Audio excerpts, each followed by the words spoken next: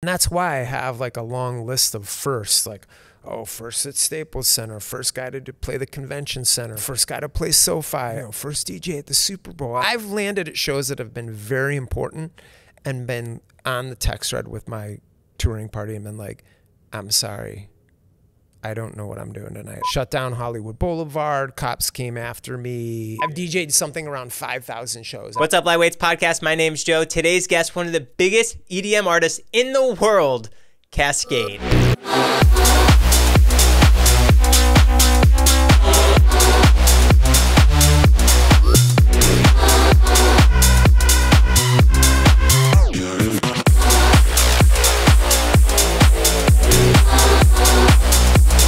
KASKADE is known for breaking barriers and being the first solo EDM artist to sell out Navy Pier in Chicago and the Staples Center in LA. You know, this is 30,000 people, my largest headlining show in LA at the time of that photo. Performing in front of 80,000 people at Coachella. Coachella's probably the most important festival in the world. Not probably, it is. Selling out SoFi Stadium, 8 Grammy nominations. He opens up about his world of DJing, the supergroup Kx5 with deadmau5. I'm just laughing because I know if Joel was sitting here, he'd be making like a funny face right now. Crazy performances all over the world. So if you guys like this podcast, please leave a comment down below, give this video a thumbs up, and make sure to subscribe. Not only does it help the channel, but then I can reach out to more EDM artists and get more people on the podcast that you want to hear about. So let me know who else you want me to reach out to. So without further ado, KASKADE. What do 10 albums, 8 Grammy nominations, and a 30-year career mean to you at this point? Oh, wow. That is right into it. What does it mean? Wow. It means a lifetime of music. I don't know. When you say it like that, I mean, I've got a few bullet points like that that just, to me, kind of resemble, or not resemble, kind of, I don't know. That's it's the last 30 years of my life, really. It's like you take these high points and you kind of just squeeze them into this little thing. This is what you've been doing. So it's my body of work. Represents. That's why I'm resemble. It represents the last 30 years of my life. When you were doing it, were you looking in the long term, or was it always kind of do this tour, do this album, we got to remix this song, we got to get on another tour? How much planning ahead was there? There was some planning ahead, but I think for about 10 to 12, maybe 14 years, I don't know, 10 to 15 years, let's call it, I kind of was just like drowning. Like, I mean, I honestly was just like, because once my kind of music got popular, I was already positioned, like I was already kind of in that world and in that space. So when the whole kind of thing started just blowing up, it didn't even allow for any planning. Like, it was so nuts. I mean, I was still planning, and I've got managers and, team members and people around me that were forecasting and trying to help me understand all of this. But I mean, generally speaking, I just felt like I was just trying to stay alive. I was just trying to like get things done. Like, okay, next project. Okay, I know I need an album next year. You know, what's that going to look like? Okay, set aside this month. Okay, I'll do these shows. I mean, dude, at one point I was doing, 150, 160, 170 shows a year, close to 200 shows a year at one point. I forget keeping track of all of it.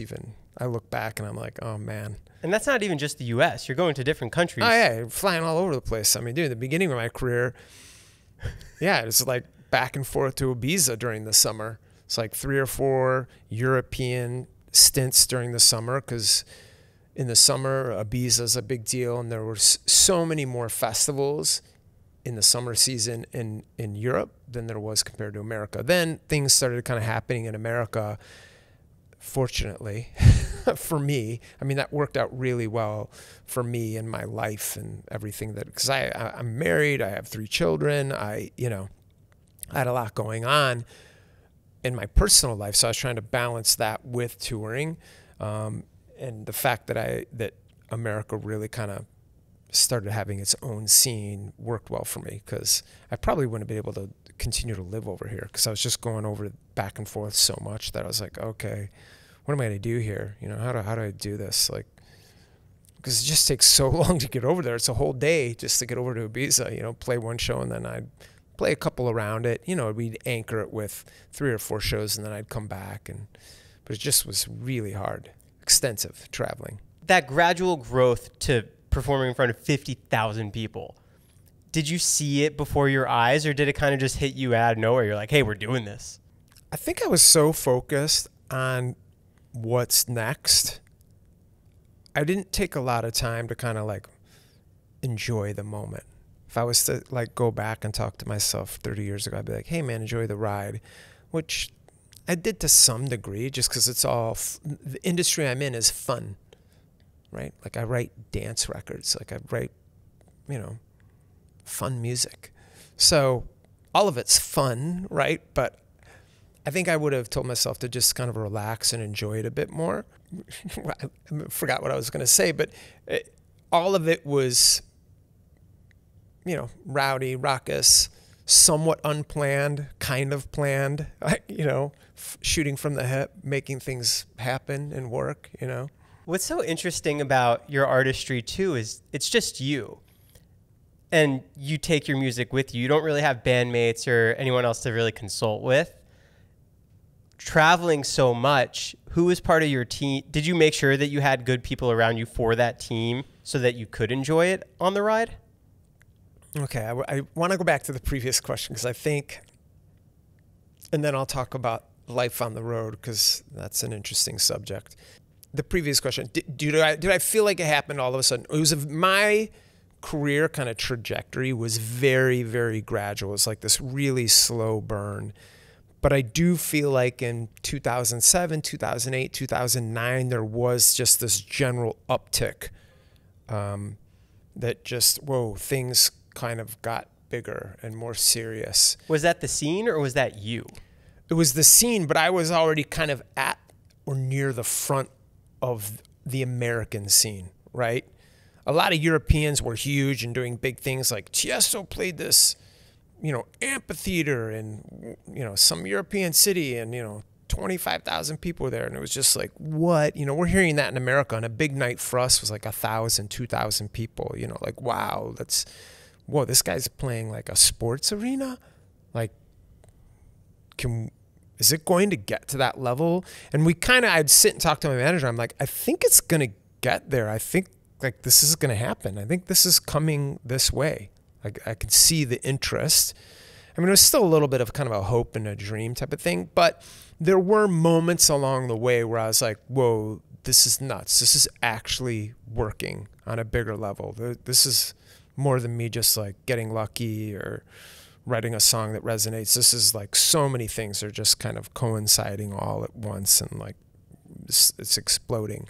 One of them, I think, was really standing on the main stage at EDC in 2009. EDC is a massive festival. It's about 100,000 people a day. At that time, it was the largest festival in America, like hands down, and arguably maybe even the world at that point. I don't know. It was a very big festival. I mean, things here in LA are big. The scene here in LA is big. And I was booked to play on the main stage, and I was one of the only Americans on the main stage. And I really kind of fought the Pasquale and the Insomniac team. I'm like, yo, I'm playing on the main stage, dude. I'm an LA act. This is an LA festival. This is my town. I got the people. Like, don't freaking put me on some chump. I've been playing in the parking lot for long enough. And I think that was one of those nights where it's just like, I'm playing my songs, you know, there's 70,000 people at that stage in that LA Coliseum, and I'm just like, these people are singing along to songs that I wrote. This is nuts. Like, this isn't, it was kind of, that was one of the first nights I was like, this is more than club music. I'm more than just some DJ dude. Like, this is resonating. Like, the music's connecting to people. Like, and I don't know where this is headed. I don't know where the ceiling's at, but I'm on some roller coaster ride. And the reason I went back to that question, and I kind of thought about that, because you asked me, hey, when I was touring in the beginning of my career, what is it like touring? You're a solo act. For probably about a decade, I toured alone. Completely by yourself? By myself. No stage-hands, anything? Nothing. Solo for a decade. I'm out there just like on the plane, flying to like wherever. Dude, I can remember landing in New Zealand and the promoter's not there to pick me up. And my manager in New York was advancing the show with this person. You know, this is all like DIY. It was me, my manager, and really my wife at the point was kind of my business manager at the time, Naomi. So it was just like, I'm in New Zealand, Auckland, New Zealand. No one's here to pick me up. Like, you know, I've got a little bit of information. You know, I'm trying to get some local currency to like go to the payphone. This is before cell phones. You know, I'm like, hey, calling my manager, Stephanie, I'm in Auckland. There's nobody here to pick me up. What's the guy's name? Like, this is the information I have. He's not picking up his phone. Like, what do I do? You know? So yeah, I was on my own for a long time, and it was really, I don't mind it because I'm a bit of a nomad, and I think my lifestyle and the kind of person I am worked with that. It was okay. I think actually when things started to take off and I got a tour manager and a content guy and now I travel with like, 6, 7 people on the normal side of things. That's on like kind of everyday weekend deal, up to 25 people, depending on the size of the show. It depends what we're doing. But yeah, what was the question? I think it started out really small. That's kind of how the story of my life here and my career just was a small, slow burn. As I went along the way, kind of became bigger. What's so cool too is you found the love for the music when you were really young, before it even really had anything to it. What was it like in Chicago during that? Did you feel it getting bigger? No, not when I was living in Chicago. Which is cool. We're talking about Chicago. I'm actually going there this weekend. I'm super excited because for fun. I've got a festival on Friday that I'm playing, ARC, which is awesome. What's up, ARC? Stoked. It's always fun to go back home. I have these cities that really like mean a lot to me. I mean, my first 18 years of my life, I was born and raised there, so it means a lot to go back. Is it crazy to perform there now?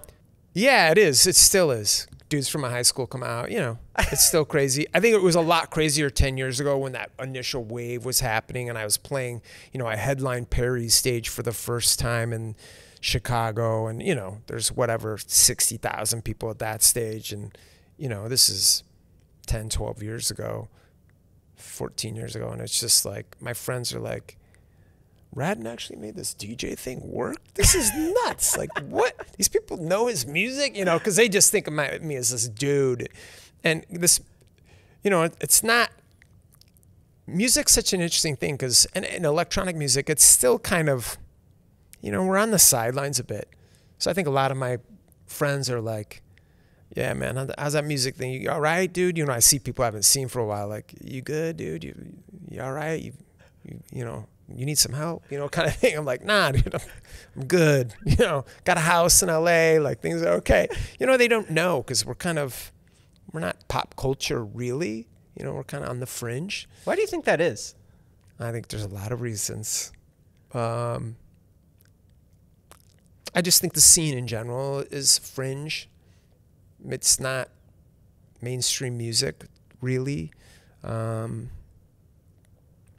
I think it's hard to market, what are we going to, like, here's this dude, KASKADE. Is he the guy singing? No, not usually.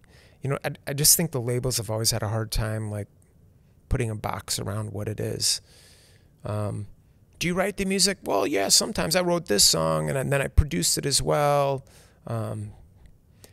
That's why, like, on a song like Atmosphere, I wrote and produced that and it's me singing. So it was really easy for the label to be like, well, you need to put a band together and go out and do the late night TV show circuit. And I'm like, well, I'm not really a band, but let's push the song. I'll go and I'll sing it some places and I'll start the tour off singing the song. But then it's strange that my fans that kind of grew up seeing me in a nightclub situation, I start this arena tour off with, just me on stage singing the song. People are like, whoa, and I think that's part of our problem in the electronic music world. It's the word DJ is like a really broad term. It means Casey Kasem in the top 40 countdown. And like, it's more of like a personality type thing, or it can be like the guy who's selecting tunes. But really, for guys like me, I mean, I'm a singer, songwriter, producer, but we still use DJ. But all the young kids coming up now, they don't like that. The guys in our world, that's kind of become a dirty word. They're like, no, I'm a musician. I'm a live act. I'm like, yeah, but you're still performing using CDJs, it's the same equipment I'm using. I call you DJ, but I guess that's because I'm old. You know, like, so, yeah, it's a complex question. I don't know why we're on the fringe, but I'm completely cool with that. Believe me, the level of fame I have, I mean, it's still awkward and weird for me when I like go to a movie and somebody's like, yo, Cascade, what are you doing here? And I'm like, I don't know, man. I live 4 blocks from here. This is the theater I see movies at. What are you up to, man? You know, like I'm really bad at those situations. I'm like, oh, I don't know. Do you have a spot you're going to go to when you land in Chicago to go eat? Well, actually, the touring party, the 6 guys that I tour with now, we're all having an argument on the text thread of what we want to eat. I will eventually win because I get to say, but everyone's like, we should go here. We've had pizza the last 2 times. Let's go to this different spot. Yeah, it's a big conversation on the text thread. Where do you stand on deep dish? Love it. There's 3 or 4 places in Chicago that I love. But I'm like, I don't know, maybe we switch it up and get a hot dog this time because I love a good Chicago dog, you know? Yeah. So.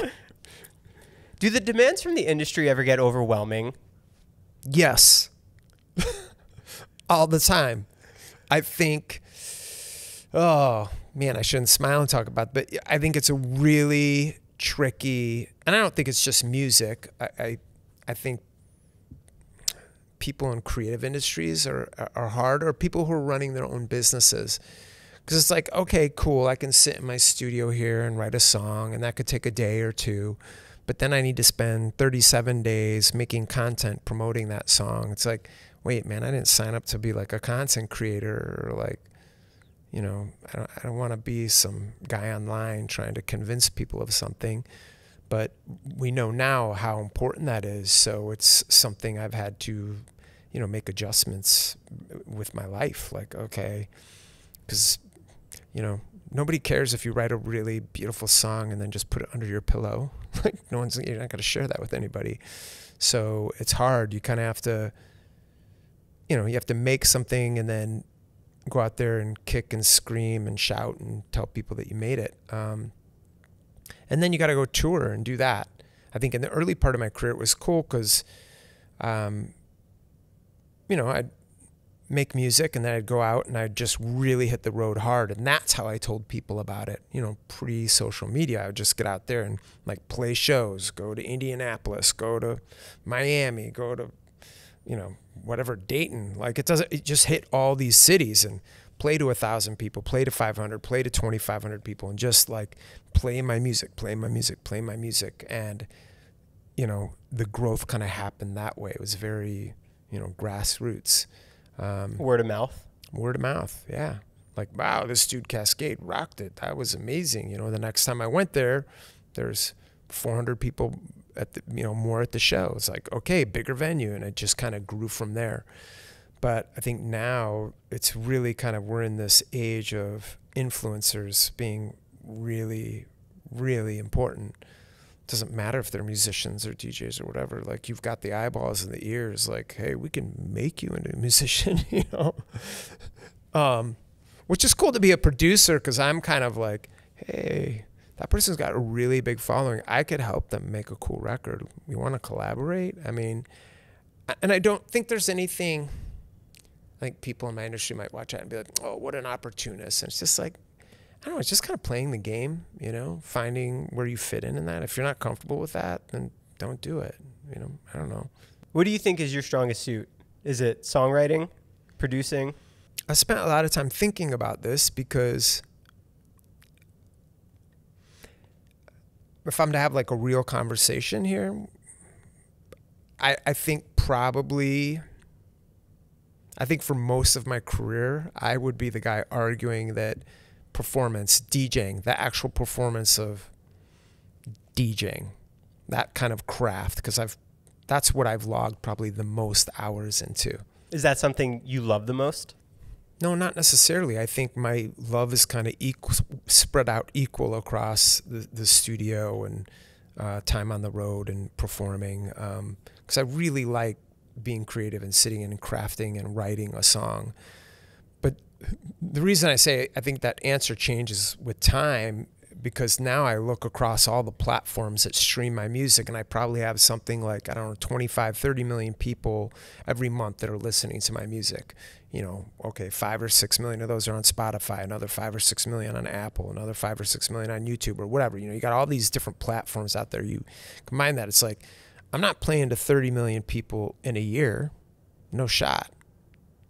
So if I look at it kind of like more on a business side, like, oh, songwriting or producing is probably what I'm most well known for, because that's the most stuff that's getting to people's ears is my music. The show's kind of more of an afterthought, like, okay, that's happening. And I didn't understand that, 20 years ago, but now it's like those numbers, I refresh Spotify and my numbers right there in my face. Like, oh, whoa. There's a lot of people listening to this, so that's cool. And that's become a very important thing in my world. So, what is success? Like, is that 1 million streams or 100 million streams? What did you value success at in the beginning, and what do you value it at now? Success in the beginning to me, really, I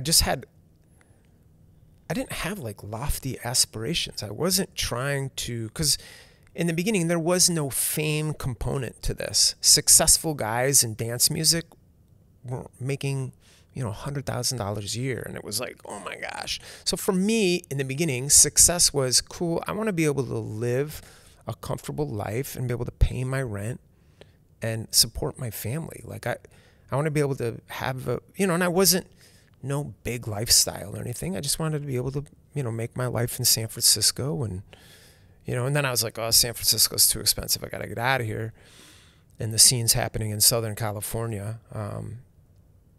So really, I just wanted to be able to live and not be able to sweat it every month. Like, oh my gosh, am I going to make my rent? That was my goal. And that was my aspiration.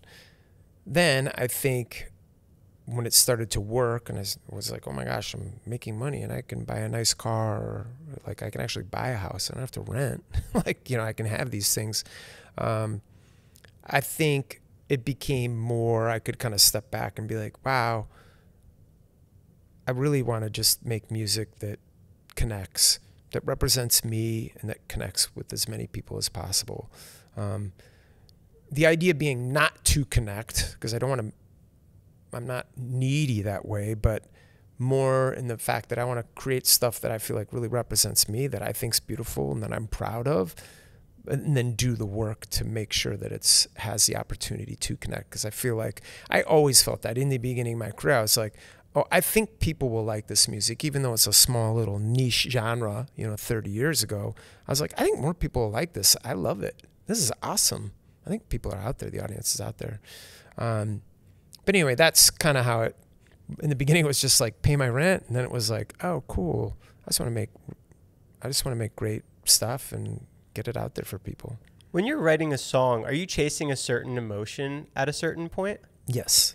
When does that come in the beginning? It typically starts in the beginning, especially if it starts as more of a song idea. Song meaning lyrics and melody.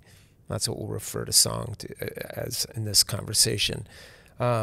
In the beginning of my career, it was much more sound design based.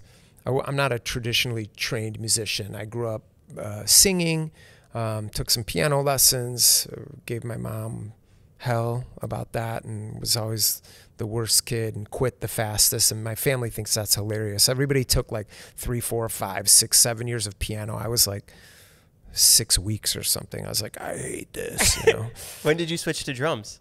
Drums, my oldest brother played drums, and so there's a drum set in the house, and I was always messing around on that. But when I heard house music in high school, I was like, oh, my brain understands this. The whole idea of like a sampler and synthesis and this interfacing with computers, they're just something that intrigued me. Not only did the sound intrigue me, but I was just like, the whole idea of this is just awesome. Now I forgot which question I was answering. When do you find that emotion? The emotion. Oh, so in the beginning, I was going to say I was always going for emotive stuff, but it was more from a sound design kind of angle. Like, what sounds are emotive? What's the vibe of this stuff that I'm sampling and tweaking and make this? And then early on in my career, I met this guy, Finn Bjarnson, who I've written dozens of songs with and worked in the studio with over the last 20 years. And I eventually started a band with him, and a very big component in my career. He was like, hey man, all this sound design stuff is cool. And he was working with, I met him, it's kind of, meeting him is a cool story.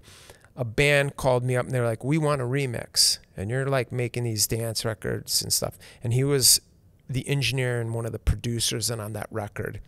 So they brought me into the studio and they played me some music. I was like, yeah, no, this one song will work as a house song, and I can, you know, speed it up a little bit, and Four on the Floor will work.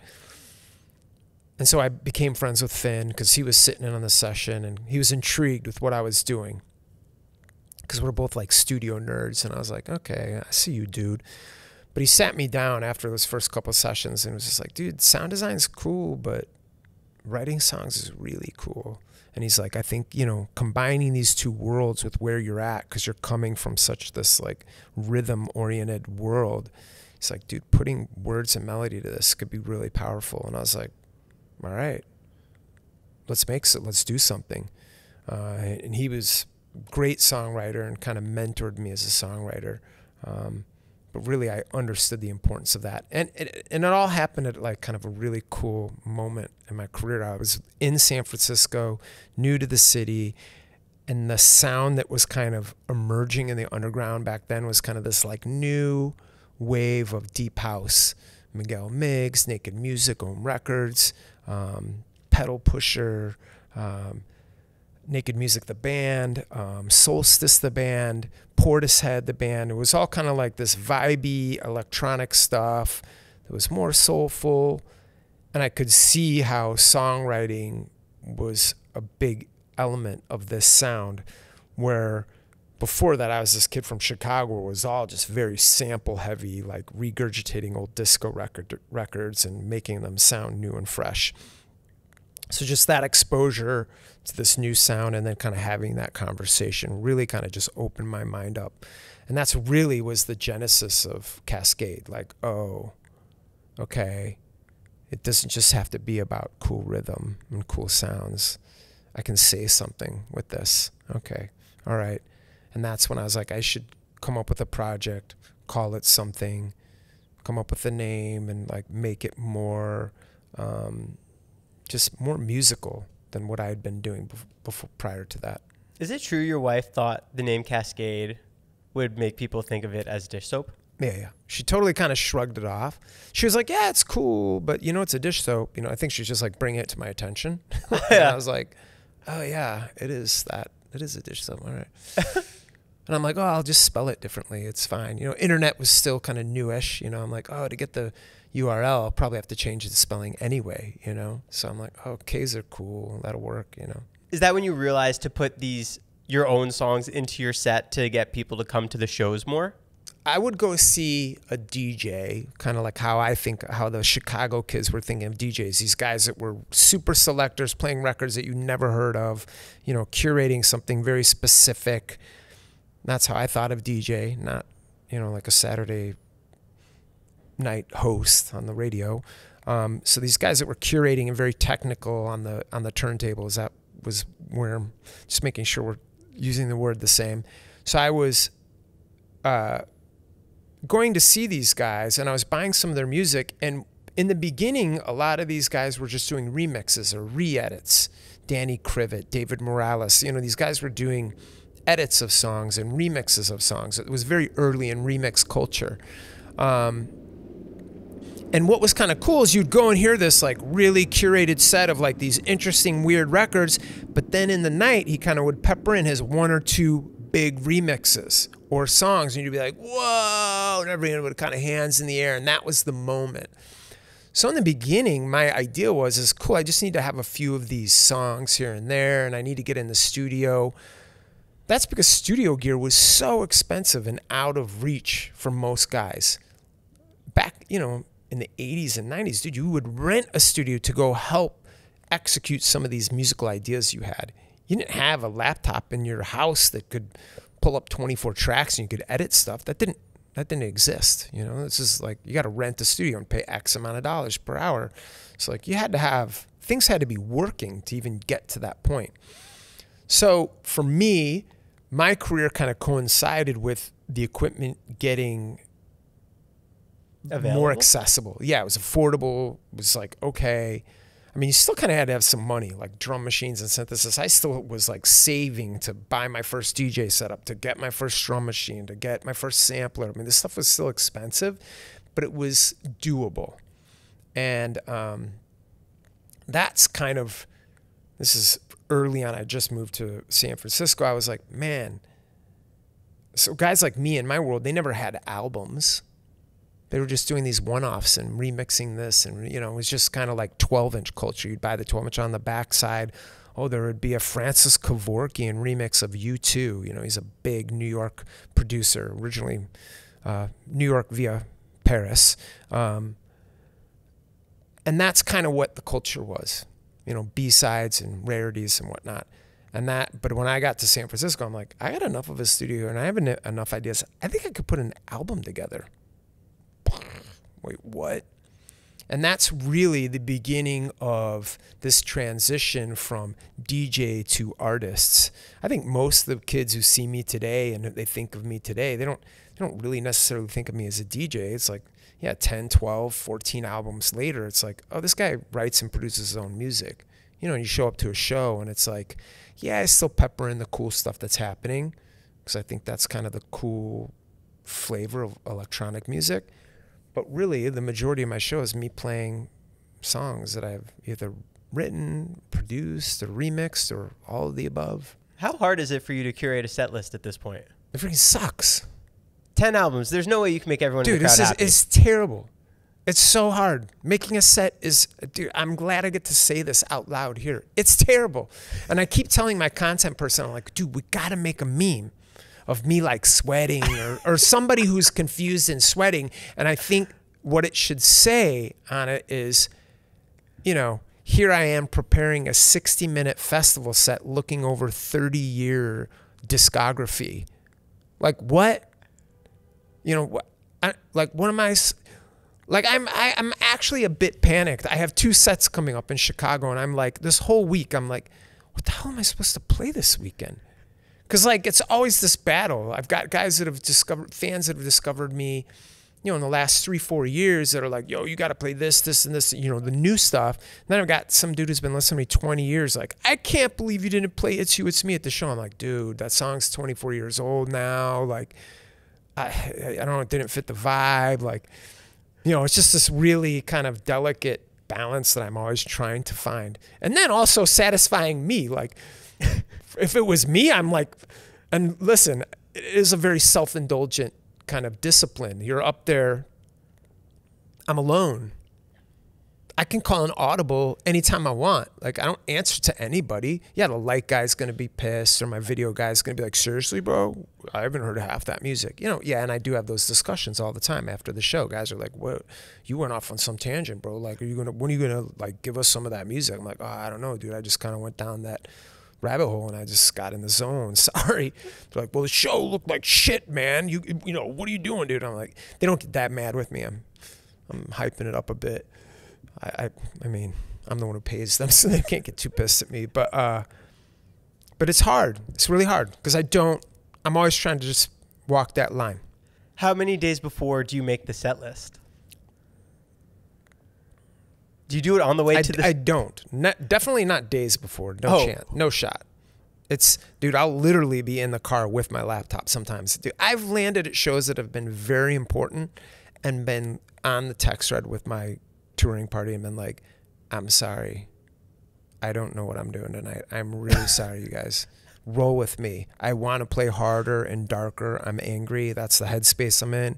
I have a couple ideas. I'll start with Escape, or I'll start, you know, I'll give them where I'm starting, but man, I really don't know what I'm doing tonight, so I'm sorry. Just freaking roll with it. You're professionals. Get it done. I don't know. Well, I mean, most of the time, it depends how, well,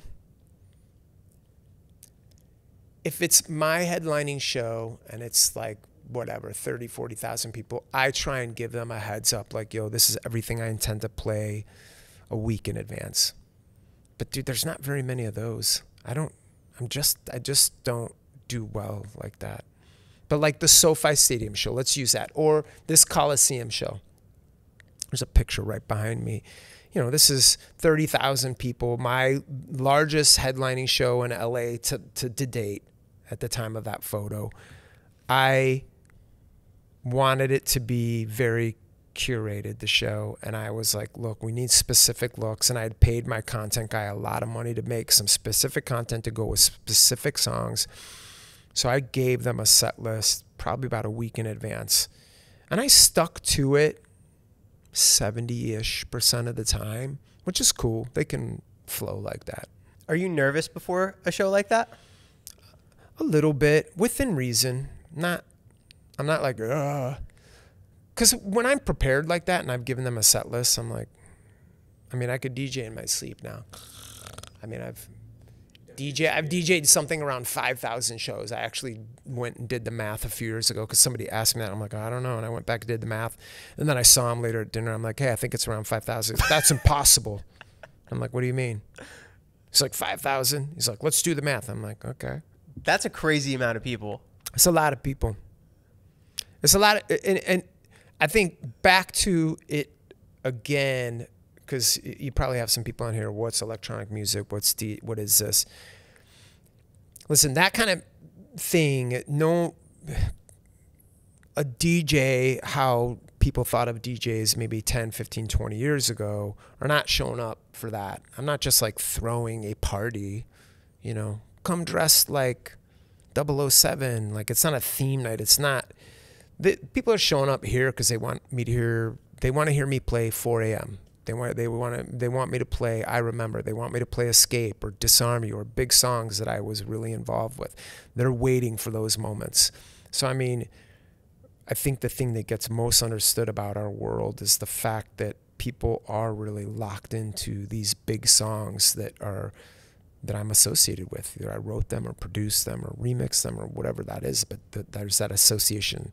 So it's more like a concert than it is anything else. And I think, you know, back to kind of that earlier discussion, just that's a really difficult concept for, I think, people to understand outside of this world, because I'm not up there strumming a guitar or singing in the song. They don't totally know what to make of it. But I think we're in the middle of that kind of changing. It's evolved. Have you done a 12-hour set? Yeah, I've done quite a few of them.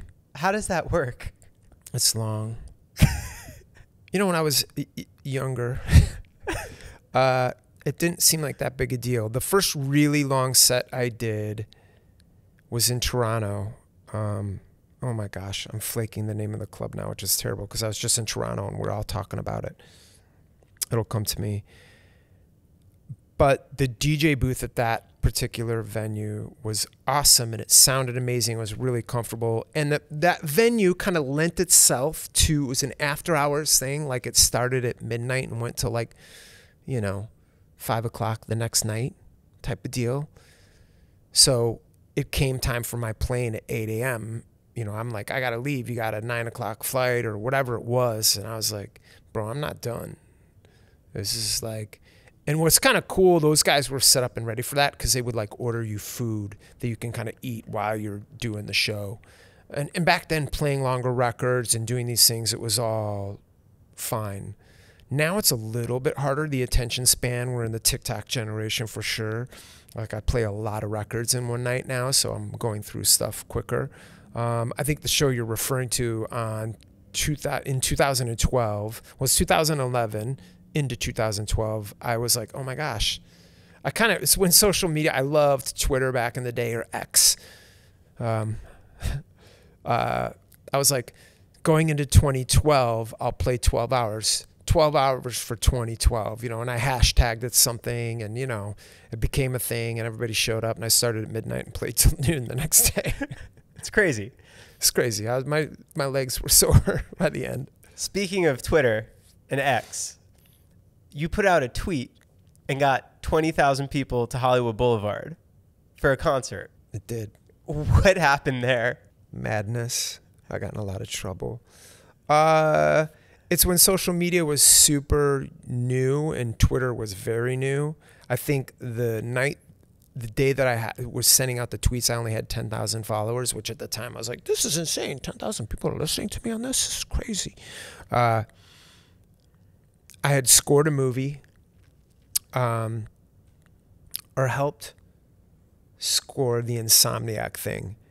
And they were showing the movie and they wanted me to come, and I hadn't played an LA show in months, and this is kind of the center of my fan base. And I thought, hey, what if I showed up early and I played a set on like this? I'd played in these moving trucks in South America where they have big sound systems, and you know the truck kind of rolls along, you play in the street. And I'd done it for like 1 million people in Brazil. It was like insane. Just bananas anyway. During Carnival, just crazy experience. Was that the biggest performance you've ever done? Yeah, but it's like hard to even call it a performance. It's just utter mayhem. I mean, 1 million people, what? I mean, and it's in the street, and I mean, what did that look like? It's just like a sea of people. And this truck moves really slow. The whole thing is just bizarre. It still happens to this day. It's completely nuts. When was the last time you Google it and you'll just like, this is insane. They have something like 10 trucks that go down this path and millions of people show up and they kind of follow the trucks. It's completely it's total insanity. Would you do it again? Of course. It's amazing. That's awesome. I've played Carnival something like 7 or 8 times. But that was like some weird other like out of body thing that I was like, this is completely nuts. But I'd done that, and I was coming back to LA for this movie premiere, and I hadn't played in LA in a long time, and Twitter was new, and I got the Insomniac guys to say, hey, it's cool. Why don't you play Mann's Chinese Theater's pushed back from the street a little bit. I'm like, there's room for probably like 500 to 1,000 people. You know, I'll send some tweets out. We've got a guy who's got the truck. It'll be smaller, but it could easily accommodate, 500 people, and it'll sound cool. And I'll DJ before the movie starts, and then we'll kind of go into the movie. That was the idea. All very kind of like innocent, and just like, oh, this is cool. This is how we can do it. Not understanding the power of social media, and certainly not having any handle on the idea of how much impact my music and career and like how it was resonating. Like I knew I had fans here, obviously I'm doing well, but no idea that like we sent a tweet out and that tens of thousands of people show up. No idea. Shut down Hollywood Boulevard. Cops came after me. Insanity, like lots of crying and screaming and upset people. And yeah. It's crazy it all happened in a day. You sent the tweet out the day before. I was living in San Clemente at the time. I'm driving up from Orange County. I'm literally at the wheel telling my wife, hey, Naomi, you send this tweet out. Speakers, truck, block party, some house music, and she's just over there typing. I'm like, yeah. Oh, that's perfect. Send. That's at like 10 a.m. in the morning. We doing the thing at like 4 or 5 o'clock in the evening. Like, how can that work? Even to me, to this day, it's like, what? And what was crazy is it got so much press, good, bad, ugly, angry. I mean, all over the board.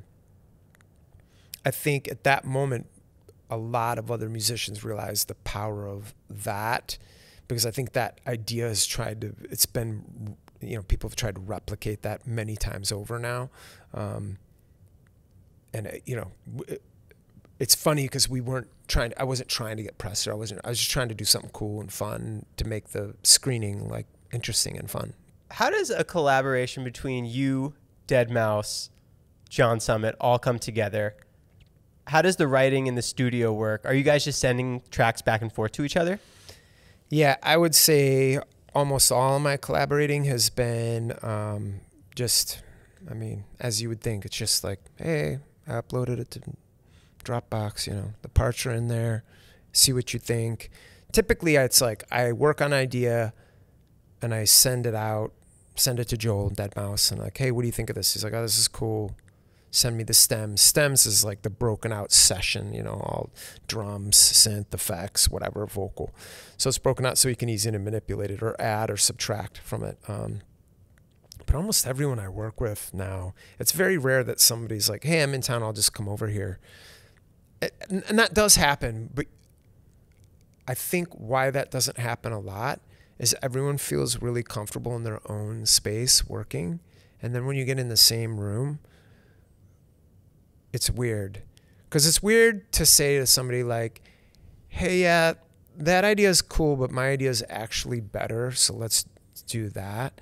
When you're doing it over files back and forth, you can say that a lot in a much more subtle way. Like, hey, well, what do you think about that idea is cool, but what do you think about this idea? It kind of hits a little bit better. I don't know, dude, what do you think? And like, it's easier to kind of let the creative process naturally happen because everyone's in their own space doing what they do best. Because when you get in the same room and you have to be like, yeah, that sucks, man, don't do that. It's hard. Do you ever miss those days of being in the same room with people? Yeah, because it's fun. And I still do that here. I mean, I have this beautiful space in Santa Monica. We're sitting here in the studio. It's still, the coolest things happen when you're in the room together, I think. Because there is that kind of magical moment where it's like, oh my gosh, I think something special is happening right now. Like those couple samples work together, or that groove with those chords, like, whoa, are you feeling that? Because like the hairs on my arm are starting to rise. Like I'm getting this little tingly sensation. Like, is it just me? You know? Because a lot of times you turn it off and come back the next day and you're like, oh, that sucked. What was, you know, like maybe that was just the food I had for lunch. I don't know. Yeah, it's fun when that can happen all together. When you're at the top of the genre, do you almost feel like there's a ceiling and you don't know how to get past it? Sure. I don't know that, I don't feel that there's a ceiling. I'm kind of like, oh man, this sounds terrible. I'm saying it in my head out loud and I'm like, oh, don't say that. Oh, I don't want you to be humble. No, listen, I think John Summit said it best. We're in here just having a conversation and they were filming us for his vlog. And he's like, oh, man, I'm going to do this thing. And I'm lining this up. And I'm like, oh, yeah, I did something like that. You know, this is that picture. You know, I'm sure. And he's like, every idea I have, you did like 20 years ago. And I'm like, maybe that was only 10 years ago or 5 years ago. Maybe 4. I don't know. But there is some of that. I do feel like, oh yeah, I've done that. So, for me to have it continue to be fun and rewarding, there is like, oh, what can I do to challenge myself, or what can be new? And that's why I have like a long list of firsts, like, oh, first at Staples Center, first guy to play the convention center, first guy to do that, you know, first guy to play SoFi. I mean, those, you know, first DJ at the Super Bowl. I'm thinking of all these firsts that come to mind. And it's not like I was trying to go out and do that. I think it just kind of naturally started happening. And I was trying to find spaces and ways to challenge myself. Like, well, what else can I do? You know, I've played all these venues in LA. What else can I do?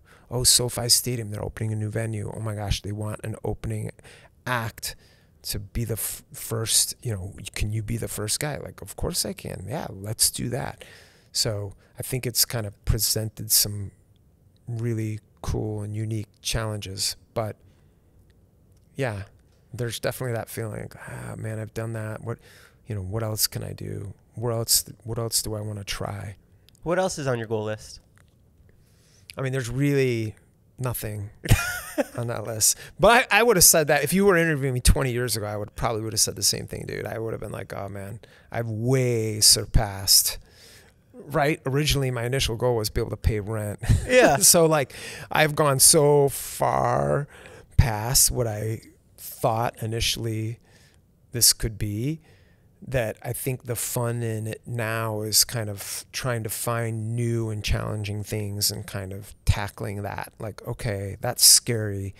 Like last year I did a run of shows here in Los Angeles with my Christmas album, where I put together a band. And I'm like, that's really hard for me because I don't rehearse all the time and I'm not a super proficient musician and I'm not singing out every weekend, and I'm going to sing these parts and sing live and play this part. Okay, that's really scary. I probably should do this. Let's set enough time aside and, you know, to make sure I can execute it. But those are the kinds of things that I'm doing, you know, that like, okay, cool. This is scary. I know I'm probably doing the right thing. How do you find balance in your private life when you're taking on a project like that does take a lot of time? How do I find what? Balance in your private life. Oh, man. How do I find balance in my private life? I don't know that I've totally nailed that. I'll be honest with you. I think it's been something that I've continually had to work at and check myself and stop and say, hey, am I balanced here? Like, are my kids getting enough time? Is my partner getting enough time? What am I getting enough time? And I had a really good check-in. COVID for me, timing-wise, I mean, it was a terrible thing for everybody, but timing-wise, I think it was good for me to kind of check in with myself. I was feeling very rough around the edges going that last couple of years leading into COVID, right before COVID. So it came at a time where I could stop and take a breath. For me, the thing that has helped me kind of achieve that and put balance in the forefront and like first on the list of things to hit is really my faith. I mean, I'm like, okay, I got to be doing these things to make sure I'm centered, and that this isn't like going to my head or I'm not like losing myself out there. What does an average week look like for you being a dad, working, being a husband, faith? Average week. Do I start at the beginning or the end? Let's see. I want to hear the whole, even from when you wake up to go surfing, like how do you divvy up your time? So this is how I do it. Let's start on a Monday, right? So Monday is usually kind of like my decompression day, which sucks for if anyone who's in this industry is out there listening to this, because Monday's the day they're crying, laughing right now, because the problem is everybody wakes up Monday and they got this huge to-do list and they want to get going. And my manager and my social media manager and my agent and, you know, my tour manager and everyone who works with me, Monday's like, let's go, man. I got to XYZ. I got to cross this off and get that done. And I'm like, pause. I'm taking it easy today. I'll be in an email a little bit. I can do one call at noon. I'm getting my hair cut. I'm going to surf this morning. I do this, I do that, whatever. So I always so Monday's kind of soft, and then I kind of ease into the week. Then I've got Tuesday, Wednesday, Thursday, where like I'm always doing I work out as often as I can. I try and get 4 or 5 days a week in where I'm either surfing or doing yoga or going for a run or whatever kind of flavor I'm into at the moment. I try and surf as much as I can, but surf hasn't been that good this year. So, and I only have a little bit of time. So if I can't fit it in there, so I use Tuesday, Wednesday, Thursday. Look, I try and be home to get my kids off to school, come back with them, do dinner with them, and do homework with them. I run here to the studio. The studio is close to my house. I try and get some time in the middle of the day where I'm doing the studio. I try and get some time during the week where I'm going on a date, connecting with Naomi, making sure that we're on the same page. Then it's on the weekends, and I usually do 2 or 3 shows a week on a typical week. So I'm taking off on Friday. This week I'm taking off on Thursday. And then what I do is I fly back. It's always the marching orders on my team are always last flight in, first flight out. And that's how it is. So I'm always getting to the show by the skin of my teeth. Like we're always cutting it really close because I maximize my time at home and here at the studio. And then I'm always for over 20 years, it's like, and a lot of times I fly private home. So I come home, if I finish at 2 in the morning and I'm on the East Coast, I try and get back for church. My church starts at 9:30 in the morning and I can make it about 80-90% of the time I can make it back. So I'm part of that faith community that's so important to me. Plug in with other people that believe and like have that time. And then I'm flying back in the middle of the night, land at whatever 5, 6, 7 in the morning, go home, shower, go to church, come home, and I usually take a nap. Sunday afternoon is for napping. Get a nap in. and hang with the family. Sunday's always been like a family day for me.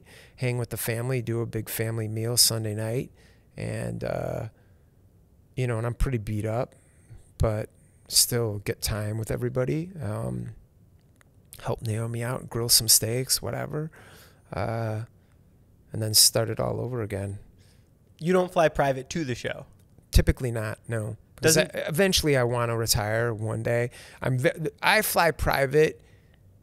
One, if it gets me home. There's kind of two rules on my team. It's, can we get another show in by flying private? So a lot of times on Fridays or Saturdays, if I can fit a second or a third show in, I'll fly private because we're still up, right?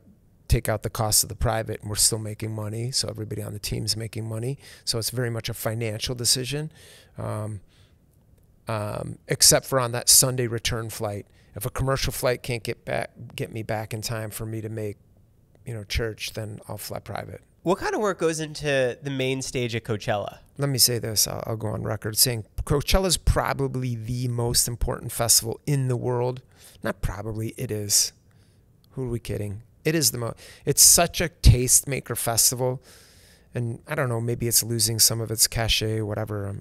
This interview's in 2024. It's still a very, very important festival. And by that, I mean a lot of artists are broken at that festival, or they go out and launch a tour off of that festival. So the look and feel of what happens at that festival is like insanely important. And I can't overstate that because it's just LA is such a tastemaker place, right?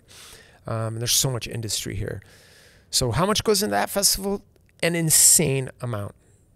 It's that when I played there in 2015, we had been planning that for almost a year in advance. Meetings a year in advance. Before I even had the offer. We were planning, making sure that I was getting the offer because we were basing my next tour off of that offer and we wanted to launch it off of the back of that Coachella. So 12, 14 months before that, it was like, not this Coachella, but next Coachella. We're going to get it. We think we can get you main stage. You should have an album ready before that we can launch. We should have a couple singles before that. So, I mean, timing-wise, it's all lining up. So this is the point. Goes back to your how much planning goes in your career. And that specific move, a lot. But then when we got it, 6 months before, I was meeting with different set designers and being like, hey, this is my vibe. This is who I am. This is my music. This is what I envision. What can you add to that? Interviewing and meeting those people, having a lot of conversations, finding the right one. Oh, I'm a match with this person. Okay, cool. We speak the same language. We have a cool, similar artistic vision. Okay, cool. Design, give me 5 different looks. Bring it back to me. Okay, this is the one. I mean, this is happening over months, right? This is the one. Okay, cool. I've been writing the album this whole time. Now I'm sitting down with one person, Mike Burkhoff, who did my visuals for well over a decade. Hey, this is what this song means. I'm writing about this experience in my life. This is what I think it should look like, or this is the color it should be. Okay, this is what this song's about. This is what I want the vibe to be. What do you think can happen? Giving him that assignment, him coming back to me 2 months later, he'd go out and he would get some subs, you know, he'd be like the general contractor on that, and he would have his own stuff that he'd put in there, but it's so much work that he'd bring on a team to do all the heavy lifting. And then I'm looking through it and I'm like, that's not cool. That's too dark, you know, cool. Get this stuff, redo that one, change this. And then we sit in we'd rent a warehouse space, build a small version, mock up a small version of the stage and run the show. And I would sit up there and DJ and do that for like 2 weeks leading into Coachella. And when you're up there, how does that payoff feel? It's awesome. I like that because it's like, it's super rehearsed and planned. The Coachella set's very hard. I think it was 47 minutes or 52 minutes. It was some small amount of time. That exact amount? Yes. Oh yeah, dude. It's very specific. Like there's a clock up there. It's like start now, end now. Like you fit it in that time period or you're cutting you off or whatever, you know. So for me, I liked it because I felt super prepared. which I think when I'm standing in front of, I mean, that one shot in 2015 at Coachella, it's well over 100,000 people for sure. So to be very prepared and know what I'm doing, that was the move for that particular show. For most of my other shows, I'm off the cuff. How do you prepare for your residency? Residency is pretty easy because it's Las Vegas. It's super, I mean, I've got fans that have never seen me that are having their bachelor or bachelorette party or their 30th or 40th birthday. There was just a girl who had her 40th birthday at my last show this last weekend. And it's funny.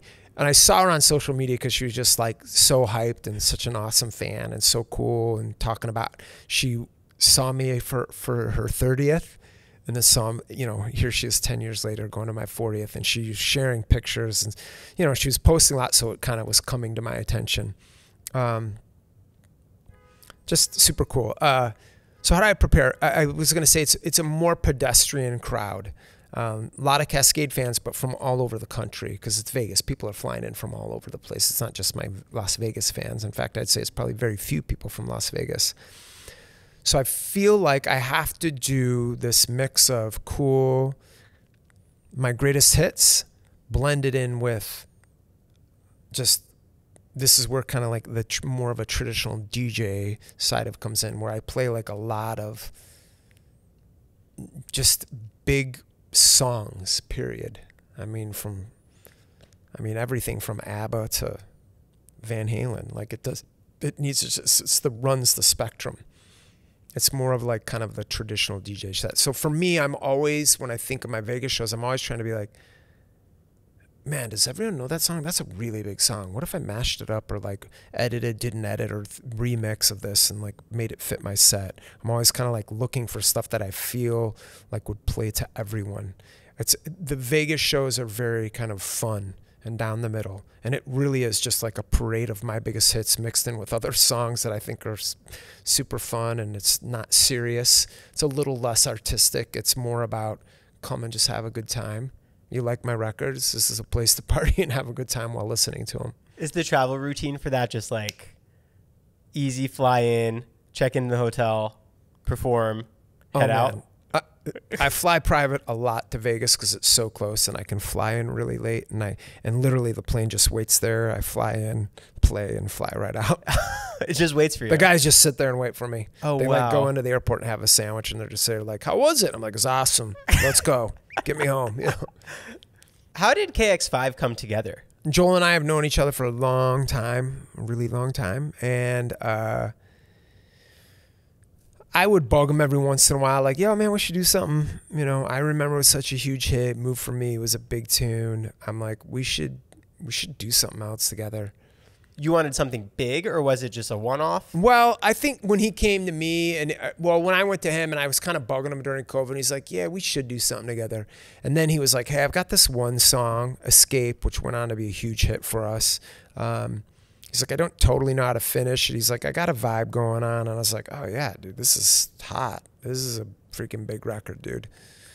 And when I was working on it, I'm like, are we really just going to do Kaskade and deadmau5 or deadmau5 and Kaskade? Like, maybe we just name this something and, like, go out and do a handful of shows and just see how people react. And then he's like, well, I got a couple tracks that I'm working on that I don't know what I don't want to do with it. And then I'm like, so do I. And so I started sending him music. He sent it. And then it just really kind of naturally unfolded from that. Like, oh, let's just name this something, you know, a derivative of our name, and go out and like play a few shows like that. Do you think anything else will come from that project? Undoubtedly, it will for sure. It's a tricky thing, and I'm just laughing because I know if Joel was sitting here, he'd be making like a funny face right now. I'm like, come on, man. You know, I'm saying something, getting mad. For sure. Because it's like, I think people always want more, but what you have to understand is we both have really busy careers, successful. I mean, we're both doing all these shows and doing stuff. So to like carve out time to make sure that that's still kind of living and breathing and doing its thing it's actually kind of hard. Like we just did a show in Vancouver. Oh gosh, it was such an awesome show. Super fun. Vancouver crowd's awesome. you know, and when I finish, I'm like, man, we got to do more. I'm like, well, do we have anything else on the calendar? He's like, I don't know, do we? And I'm like, I don't know. We should ask somebody about that. I'm not sure that we do. But just, you know, 2 weeks ago, I was finishing something in the studio. I'm like, I bet Joe would make this really cool. Maybe I should send it over to him. So, and I'm sure he's got the same idea, you know. Eventually. So something will happen. Okay. I mean, it's just a matter of like timing. How critical of performances are you once you're done? Of my performances, super critical. Have you always been that way? We never get it right. No. I'm really hard on myself, and I'm really hard on my team. No, man, that'd be a great interview. I should interview some of them for a freaking podcast. That'd be awesome. Because I always feel like it can be better. You know, I'm always like, oh, we could do this, we could do that. And that's what's awesome about this scene is like there's no shortage of shows. I mean, I had shows last weekend. I got shows next weekend. I got more shows the weekend after that. I'm constantly improving and tweaking and messing and experimenting with stuff. And, you know, hopefully it's getting better. For sure, sometimes I'm making it worse, but the idea is to get it better, you know. Is there a big set list change from the Chicago Festival to the Brazil Festival you're doing soon? Yep. Totally, 100%. It's so weird. Okay, there are certain core songs in my catalog that just work everywhere. And then there's just like the weird random songs that are just in the zeitgeist that work. Cool, that almost work everywhere. But then there's a lot of stuff that only works in certain places. And that is I feel like that's becoming less and less with social media because everyone's so tuned into the same thing.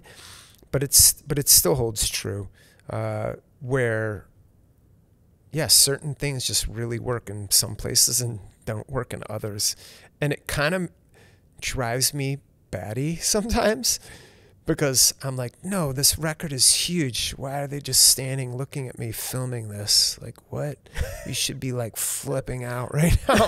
And I'm up there like, I'm flipping out. You're not flipping out. Wow, what's happening here? Like... Or I think what's interesting is I can play a set. One night I'll play a set like in Vancouver with deadmau5 and I'll be like, and then I'll go the next day and play some other city and I'll play a similar set or be like, wow, this record was really huge last night. I should put that in my set. And then I'll play it and it'll just be nothing, fall flat, completely suck. And I'm just like, what happened there? Like I always want to know what are the things that are like, is it the setup? Was it too hot in the venue? Like, because I think there's so many factors that we just don't even understand that play into that moment of it working. Hard to put your finger on it. If you could give advice to any up and coming DJ who wants to do what you do, producer, songwriter, what advice would you give them?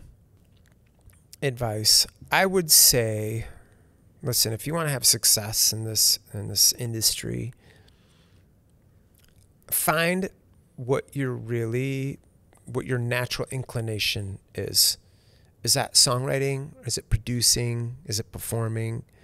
And really know and understand that part of the craft and get as good at that as you can, right?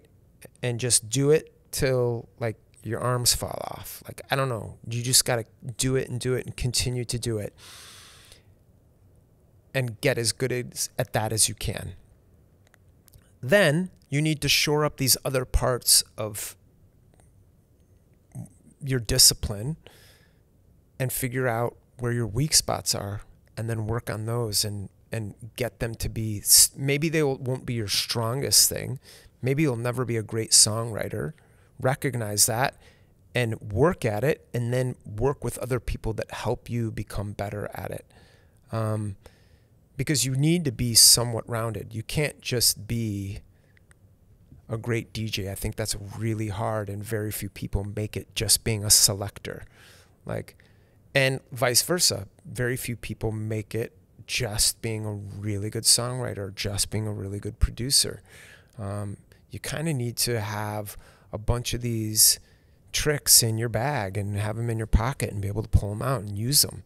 Like, if I was a really sucky DJ, this never would have worked. If I sucked at performing, it would not have worked, you know? Like I knew in the studio, I was like, okay, I'm writing stuff that's connecting. I can see that people are listening to this music and I see them singing at songs. Okay, I need to be able to be more comfortable in front of a crowd. I need to be a better performer. Because I was always very kind of like, you know, in the 80s and 90s, like you didn't talk on the mic. Only chumps did that in my world. So, you know, I was very kind of timid and shy. And I had to like overcome that and realize like, okay, it's cool to put my arm up. It's okay to do that. It's okay to freaking feel it. Like I should be feeling it with these people too. I need to let myself do that. Okay, cool. I had to learn these things. I didn't understand that. I didn't know that. I had to learn how to like take a press photo. I'm like, oh my gosh. Like, I didn't know what I was doing. So all that stuff was me just like looking at what worked and what didn't work and like improving on it. Will there be any new Kaskade music coming up?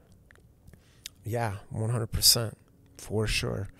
Album? I've been really, yeah, I have a bunch of music coming up. And I really want to do an album this year. I don't know if it'll happen or not. It's going to happen soon-ish. I'm just waiting for that moment. I have a lot of really cool music coming out that I'm super stoked and proud on. I'm continuing to kind of stretch out and reach and find new interesting sounds and work with and collaborate with people that are outside of my like immediate space. So yeah, exciting stuff. I'm excited to hear it. Yeah.